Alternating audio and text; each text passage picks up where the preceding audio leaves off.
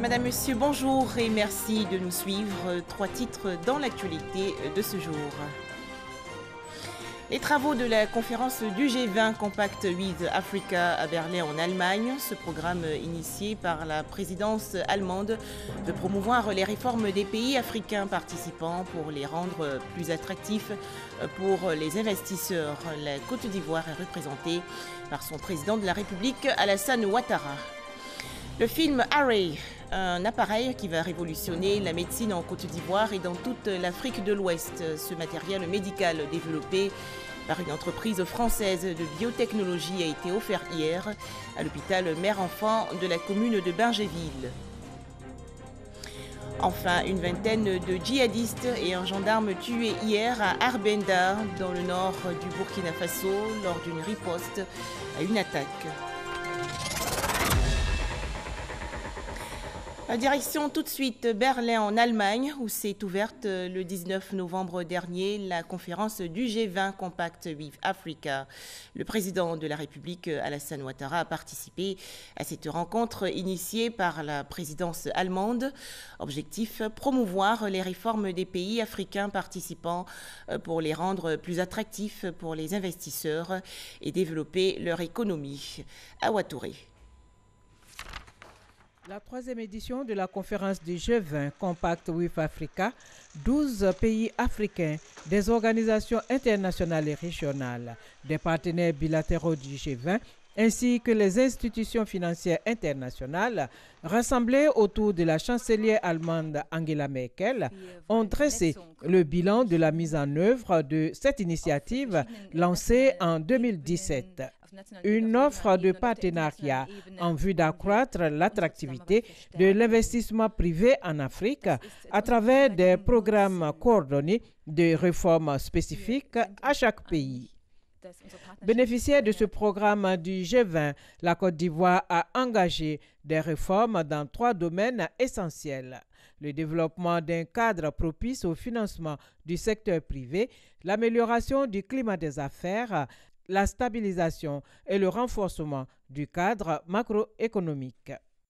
En ce qui concerne le cadre macroéconomique, il est resté solide en 2019 avec un taux de croissance du PIB projeté à 7,5% et un taux d'inflation de 0,8%, après une croissance annuelle du PIB de 8,6% par an de 2012 à 2018.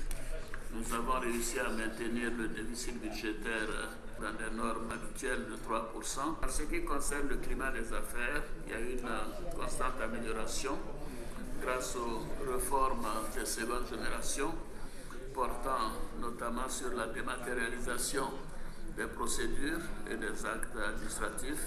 De 2012 à ce jour, la Côte d'Ivoire a gagné 67 places au classement Doing Business de la Banque mondiale. En matière de financement, de nombreuses mesures ont été prises pour accroître la disponibilité de financement à coût et à risque réduit pour le secteur privé, pour les PME et pour la promotion des partenariats publics-privés. Le président de la République, Alassane Ouattara, a par ailleurs indiqué que la Côte d'Ivoire entend s'engager résolument sur la voie de la transformation de ses matières premières. Notre objectif, bien évidemment, est de passer du stade de grands producteurs exportateurs de matières premières. Cacao, nous sommes premier producteur mondial. Anacarde, premier producteur mondial. Caoutchouc, premier producteur africain. Coton, 3e producteur africain, ainsi de suite, à celui d'exportateurs de produits transformés et manufacturés. Et donc la forte mobilisation des opérateurs économiques à cette conférence montre aussi tout le potentiel d'investissement qui existe et qui ne demande qu'à être structuré sur la base d'échanges d'informations réciproques sur les différentes modalités possibles d'intervention qui peuvent être des investissements directs étrangers, des partenariats publics-privés, des BOT ou des mécanismes alternatifs. Alors je voudrais dire de ce point de vue que nous estimons que c'est mieux de mettre l'accent sur le commerce et c'est ce que vous êtes en train de faire et de faire en sorte qu'il y ait un commerce équitable. La chancelière allemande Angela Merkel a pour sa part salué les bonnes performances économiques réalisées au cours de cette année 2019 par les 12 pays africains du Compact with Africa, avant d'inviter le secteur privé allemand à investir massivement en Afrique. Ce séjour à Berlin en Allemagne a aussi permis au chef de l'État ivoirien d'avoir des entretiens avec le président de l'Association fédérale des petites et moyennes entreprises allemandes. Alassane Ouattara et Mario Oven ont mis l'accent sur le développement de la coopération économique et commerciale entre la Côte d'Ivoire et les PME allemandes. On retrouve Awa Touré. L'installation prochaine d'une délégation commerciale allemande en Côte d'Ivoire et les opportunités d'investissement des petites et moyennes entreprises allemandes en Côte d'Ivoire, ce sont entre autres les questions abordées au cours de cette rencontre entre le président de la République Alassane Ouattara et le président de l'Association fédérale des petites et moyennes entreprises PME. Les PME qui représentent 99% du tissu économique allemand. Pour un pays, c'est toujours très important de travailler avec le PME. Vous savez, le multinational ne s'occupe pas de la durabilité. Le PME s'investit à fond et il reste dans le pays quand les choses se compliquent. Donc, nous, on s'inscrit vraiment dans la durabilité. Je lui ai dit que le continent africain a un avenir prospère et on est fort heureux de s'inscrire dans la durabilité avec le continent africain et particulièrement avec votre pays. Le président de la République a également échangé avec l'ancien président de la République fédérale d'Allemagne, Horst Köhler, ancien directeur général du Fonds monétaire international. Intéressons-nous à présent à ce communiqué. Le ministre des Mines et de la Géologie porte à la connaissance de l'opinion nationale et internationale qu'en raison de contraintes de calendrier indépendantes de sa volonté, la cérémonie de lancement de la première édition du Salon international des mines et des carrières de la République de Côte d'Ivoire, initialement prévu le jeudi 21 novembre 2019 à 19h à la salle Chandelier du Sofitel Hôtel Ivoire d'Abidjan, est reportée à une date ultérieure. Le ministre présente ses excuses à tous et à chacune pour les désagréments que ne manquera pas de causer ce report. Fait à Abidjan le 20 novembre 2019, signé Marc Kofi Nialé, secrétaire général de préfecture. Une nouvelle caserne des sapeurs-pompiers pour le port autonome d'Abidjan. Cette infrastructure a été inaugurée hier dans la commune de Port-Boué en présence de plusieurs personnalités.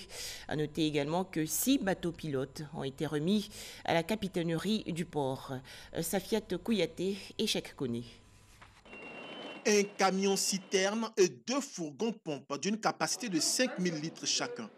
Ce sont les 3 nouveaux engins dont le port autonome d'Abidjan se dote afin de lutter contre les incendies et assurer la sécurité des biens et des personnes. Tous les ports sont tenus d'avoir des casernes de pompiers.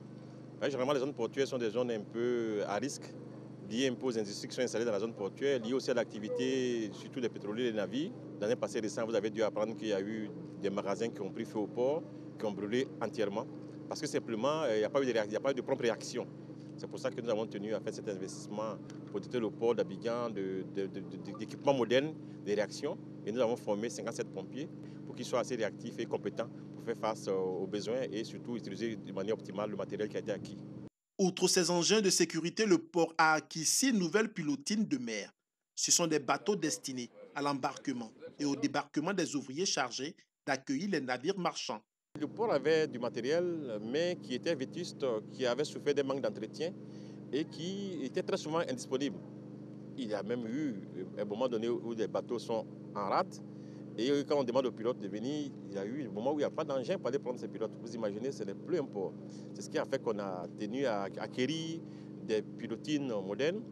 Et ça permet de remplacer les anciens, mais surtout de pouvoir faire face à la croissance de la navigation. Après avoir réceptionné ces différents engins, le ministre Amadou Koné a souligné leur nécessité et leur contribution au développement du port autonome. Ces nouvelles acquisitions visent à assurer efficacement avec promptitude vos interventions afin de sauver des vies humaines et des biens face à des périls divers.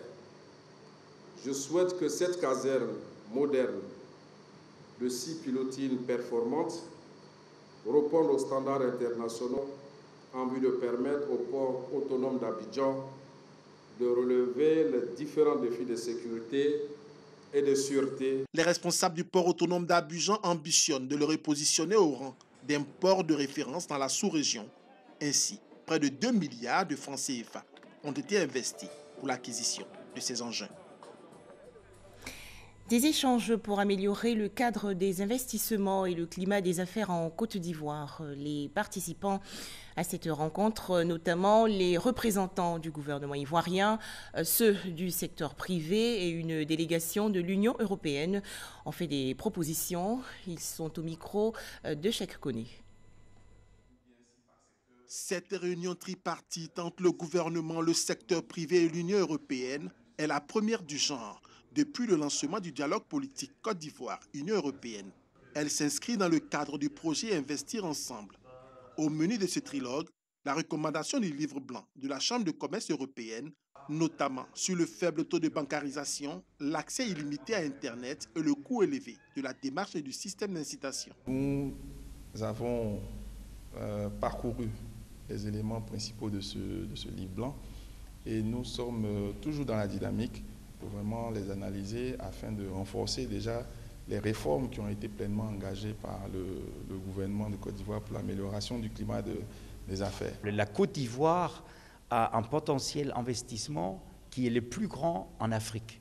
Ça a été constaté par plusieurs études. Maintenant, il faut réaliser ces potentiels. Et pour réaliser les potentiels, il faut qu'on élimine un maximum des obstacles. En dépit des solides atouts économiques dont dispose la Côte d'Ivoire, matérialisés par une croissance soutenue de 8,6% par an en moyenne depuis 2012, de nombreux défis restent encore à relever au niveau de l'accès au financement pour les entreprises, les obstacles au commerce et les infrastructures à renforcer. Pour le secteur privé, la levée de ces obstacles va contribuer efficacement à la transformation structurelle de l'économie nationale. Améliorer la gouvernance, améliorer les performances non seulement de nos entreprises, mais bien sûr de la Côte d'Ivoire en général. Si on veut aller vers l'émergence, c'est tous ensemble et c'est en particulier en aidant le secteur privé à continuer à se développer davantage. Rappelons que l'Union européenne a mis en place un instrument d'appui au secteur privé dénommé Plan d'investissement extérieur, doté d'une enveloppe de 2050 milliards de francs CFA. Cet instrument vise à promouvoir les investissements stratégiques dans les pays africains. La Chambre de commerce européenne et le secteur privé ivoirien entendent profiter de cette opportunité en mettant en place un important consortium qui aura pour mission principale de contribuer au développement économique, durable et inclusif de la Côte d'Ivoire. L'agence Côte d'Ivoire PME veut booster et mieux orienter l'entrepreneuriat féminin. 100 femmes entrepreneurs ont donc participé il y a quelques jours à une formation dans le district d'Abidjan. Les travaux ont porté sur la gestion des coûts de revient. Les détails dans ce reportage de Lanciné Bakayoko. En vue de soutenir l'émergence de PME fortes, le gouvernement a mis en place une ligne de crédit de 5 milliards appelée Fonds Bassi en faveur de l'entrepreneuriat féminin. Problème, la gestion interne de ces PME féminines représente un défi à relever en termes de chiffres. Il est important que des actions soient menées pour permettre à ces bénéficiaires-là de pouvoir mieux gérer les fonds qui ont été mis à leur disposition et d'atteindre les objectifs non seulement de remboursement des prêts qui ont été faits, mais aussi de création d'emplois. Principale difficulté, la mauvaise gestion des coûts de revient. À travers cette session destinée aux récipiendaires du Fonds Bassi, l'agence Côte d'Ivoire PME entend donc donner les outils et les rudiments de gestion de ces coûts de revient aux femmes entrepreneurs. Pour calculer un coût de revient, il faut prendre en compte l'ensemble des charges qui vont rentrer depuis l'acquisition du bien, dans le cas des prestations de services, depuis le début de la prestation de services jusqu'à la vente. Grâce à tous ces mécanismes de gestion mis à disposition, les auditrices espèrent lever une bonne partie des difficultés d'ordre structurel. Avant, on gérait au jour le jour. C'était, comme on peut dire, fallait calculer 1 plus 2. Et maintenant, avec la formation, on se rend compte qu'il faut une gestion plus détaillée, plus structurée et plus orientée des fonds dans la gestion du personnel, dans la gestion des fonds pour le matériel, dans la gestion de la production. D'août 2017 à août 2019, plus de 3,6 milliards ont déjà été reversés à 210 femmes porteuses de projets. Santé, c'est donc une première en Côte d'Ivoire et dans la sous-région ouest-africaine. L'hôpital mère-enfant de la commune de Bingéville a été doté d'un appareil capable de détecter rapidement une maladie virale. Il s'agit du film Array, appareil développé par une entreprise française de biotechnologie. Découvrons-le avec Mahama Traoré. Il se présente comme un ordinateur de bureau, mais vaut bien plus de par ses fonctionnalités. Son nom, FilmArray, un outil informatique utilisé dans le domaine médical pour le diagnostic des maladies infectieuses. FilmArray est en réalité la technologie la plus avancée en matière de tests de microbiologie dans les laboratoires. Lorsque un patient infectieux arrive à l'hôpital, cet outil permet de le diagnostiquer entre 45 à 1 heure de temps et de savoir le pathogène qui cause l'infection en question. Et cela évite aux patients d'aller dépenser plus d'argent, de faire plusieurs tests pour arriver à identifier le pathogène en question. La compagnie française Biomérieux qui a développé FilmArray vient d'en offrir un à l'hôpital mère-enfant Dominique Ouattara de Bingerville.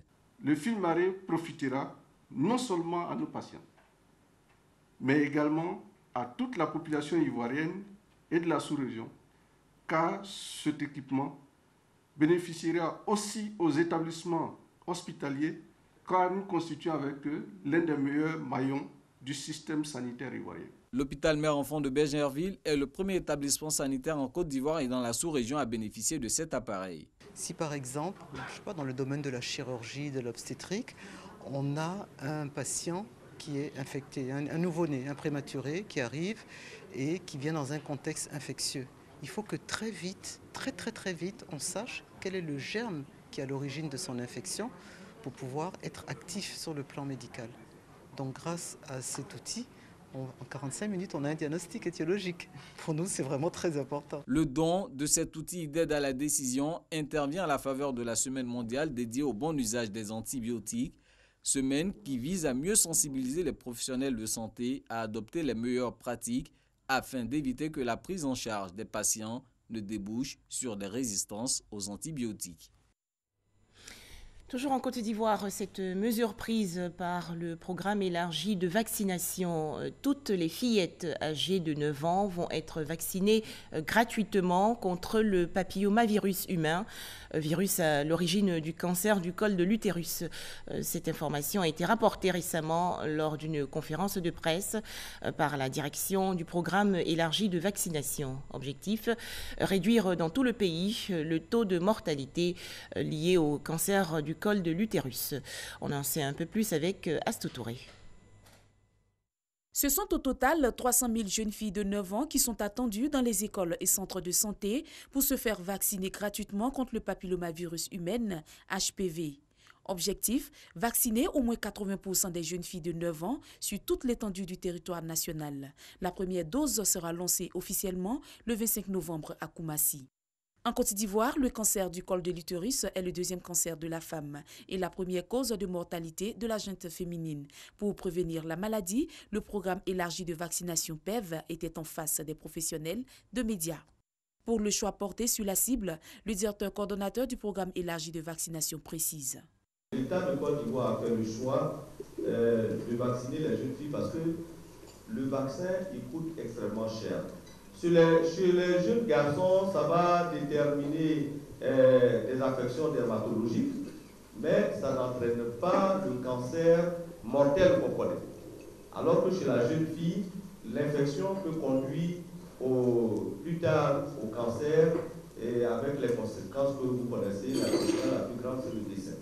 Donc le choix a été fait de protéger plutôt la jeune fille. Ce programme de vaccination qui va durer toute l'année ne comporte aucune menace chez les jeunes filles. Il n'y a pas de danger particulier. Aucune des études qui ont été menées dans les pays où cette vaccination, ce vaccin est administré depuis des années, n'ont pas montré de risque particulier pour les jeunes filles qui sont vaccinées. Donc nous encourageons fortement les parents de faire venir leurs enfants ou d'accepter à l'école, si la vaccination a lieu à l'école, que leurs filles soient vaccinées. Réparti dans 220 centres de santé du pays, ce programme est évalué à 500 millions de francs CFA. La deuxième dose du vaccin contre le papillomavirus HPV se fera 6 mois après la première dose. La Côte d'Ivoire, à l'instar de plusieurs pays, a célébré hier la Journée internationale des droits de l'enfant. Pour cette 30e édition, plusieurs activités menées dans tout le pays. À l'Assemblée nationale, par exemple, de jeunes enfants ont été reçus par les parlementaires. Ces tout-petits ont exhorté les députés à la paix. Michel Digré. Je suis venue présenter. L'exercice semble difficile. Le budget pour la paix en Côte d'Ivoire. La petite Awa, dans la peau d'une députée, est à l'hémicycle le temps de la journée de l'enfance. Elle accompagne la ministre Maria Toukoné ce jour, émissaire du gouvernement. Une vingtaine d'enfants étaient à l'Assemblée nationale pour faire un plaidoyer, leurs vœux, une Côte d'Ivoire sans conflit. En 2020, nous ne voulons pas de crise, nous ne voulons pas de mort, nous ne voulons pas de blessés, nous ne voulons pas de déplacement de famille. Un message auquel souscrit la ministre de la Solidarité et de la Cohésion sociale. C'est l'occasion pour nous de réitérer l'engagement de l'État de Côte d'Ivoire pour la protection de l'enfant. C'est également l'occasion pour nous de réitérer notre message de paix et de cohésion. Parce que protéger les enfants, c'est leur offrir un avenir meilleur, un avenir paisible, un avenir pour le développement. Et tout cela ne peut se faire que dans la paix pour les enfants. Le Conseil national des droits de l'homme a également célébré à sa manière la 30e journée internationale des droits de l'enfant. Le CND a invité hier à son siège plusieurs jeunes enfants. Ils ont découvert les activités du Conseil national des droits de l'homme et participé à une réunion. Sephora Zegui. Le Conseil national des droits de l'homme a célébré la journée des droits de l'enfant en donnant les commandes aux enfants. Assemblée générale donc, avec la nouvelle présidente Isabelle Babou et ses 12 conseillers pour statuer sur les problèmes rencontrés au quotidien par les enfants et produire un communiqué relatif à la journée internationale des droits de l'enfant. Après cette séance de travail, la présidente reçoit en audience l'ambassadeur d'Israël en Côte d'Ivoire. Avec lui, elle échange pendant 1 heure sur la situation des enfants avant de lui demander son appui pour la réalisation du projet pour les enfants de Côte d'Ivoire. Après l'Assemblée générale, j'ai reçu l'ambassadeur d'Israël en Côte d'Ivoire. Je lui ai présenté le Conseil national des droits de l'homme et j'ai fait le point sur la situation des droits de l'homme. Nous comptons sur lui pour nous appuyer sur nos activités. La présidente, mais aussi ses collaborateurs qui se prêtent avec plaisir à l'exercice de Kwai Pate, le diplomate israélien. C'est très impressionnant pour moi de voir une jeune personne diriger le Conseil et surtout ça va renforcer les liens entre les deux pays dans le sens où en Israël, les jeunes personnes aussi sont en charge des activités de leadership. Et aujourd'hui même, les enfants en Israël, pour la Journée internationale des droits de l'enfant, ont créé le 3e satellite nano pour la science et la technologie.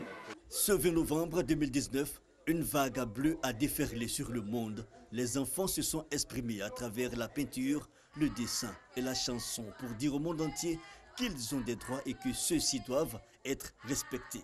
Je veux aux parents de ne plus maltraiter les enfants, de les éduquer. Nous, les enfants, on a besoin d'éducation, de santé, de protection pour notre bien-être et réussir dans la vie.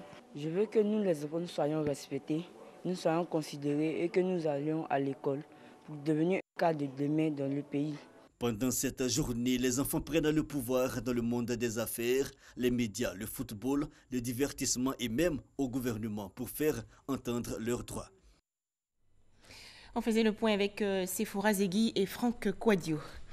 Un autre communiqué dans cette édition.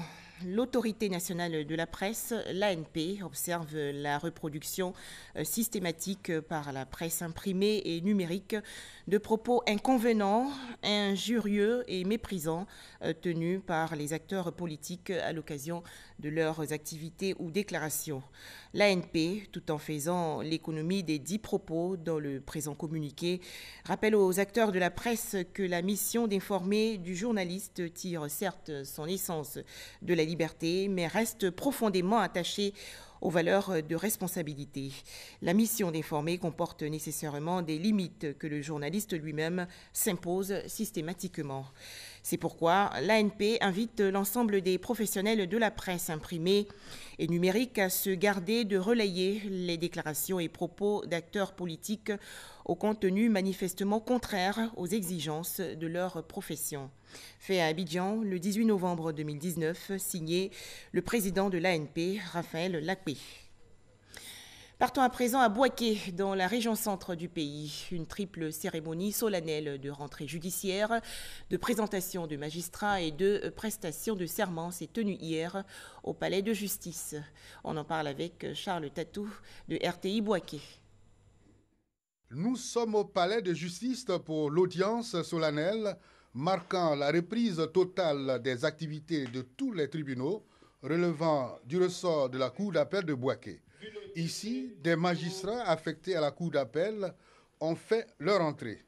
Il s'agit du procureur général Pli Désiré, en remplacement de Seri Balé, appelé à d'autres fonctions, et 9 autres magistrats, dont 5 de siège et 4 du parquet général. Ces nouveaux magistrats installés viennent pour étoffer le personnel de la dite cour.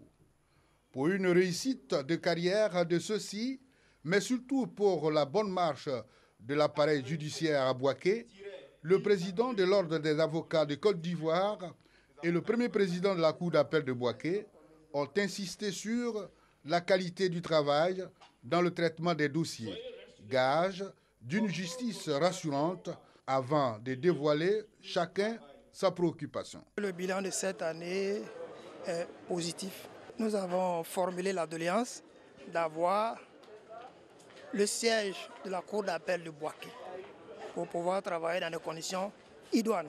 Je suis extrêmement ému que le choix se soit porté sur moi pour venir exercer ces hautes fonctions. C'est la première fois qu'une si grande extraction du Conseil de l'Ordre des avocats qui représente les 600 avocats de Côte d'Ivoire se trouve à Bouaké pour une cérémonie de rentrée solennelle parce que nous pensons que le besoin de justice est un besoin national. Pour l'année 2018-2019, la Cour d'appel de Bouaké a rendu 1136 décisions contre 977 l'année précédente. La majorité des dossiers traités portent sur les conflits fonciers. Sianala, dans la région nord du pays, les populations ont été récemment invitées à la paix et à la cohésion. Appel lancé par Bruno Koné, le coordonnateur régional du Rassemblement des Oufouettistes pour la démocratie et la paix, section de la Bagoué. Le point avec Siekwasi et Amadou Ouattara. C'est dans la faveur que Sianala a accueilli le coordonnateur régional RHDP de la Bagoué. Le ministre Bruno Nabanye-Koné, cadre de la région, a été reçu par la communauté musulmane à la grande mosquée de la localité. Après des échanges sur le vivre ensemble et une remise de dons aux fidèles, le ministre a rencontré les femmes. Nous voyons des femmes qui sont braves, des femmes qui sont courageuses. Notre mission à nous, c'est de les accompagner, c'est de les soutenir. Et nous allons leur donner petit à petit les équipements dont elles ont besoin pour améliorer progressivement leurs conditions de vie, pour produire davantage et pour se rendre autonomes. Autre moment fort de cette visite du ministre Bruno Koné à Sianala, la finale du tournoi Dominique Ouattara de la cohésion sociale, tournoi de football, remporté cette année par l'équipe de Bundali qui était opposée à celle de Tengrela. Nous avons pu voir un match qui s'est déroulé dans un très bel esprit. Et c'est ce que nous souhaitons aux adultes. Nous souhaitons que les acteurs politiques en particulier de la région travaillent main dans la main pour produire davantage pour la région de la Bagoué. Demain, nous aurons sans doute une Bagoué beaucoup plus forte, une Bagoué où la cohésion est beaucoup plus ancrée où les populations se sentent mieux parce qu'elles vivent ensemble. Cette visite du ministre Bruno Koné à Sianala est un moment de grande joie pour les populations. Enfin, en image, la situation au Burkina Faso. Une vingtaine de combattants djihadistes et un gendarme ont été tués hier lors d'une riposte à une attaque contre le détachement de gendarmerie de Arbinda dans la région nord du pays. Le Burkina Faso, frontalier du Mali et du Niger, est le théâtre d'attaques djihadistes régulières depuis le premier trimestre 2015. Voilà, excellente suite des programmes. Merci de nous avoir suivis.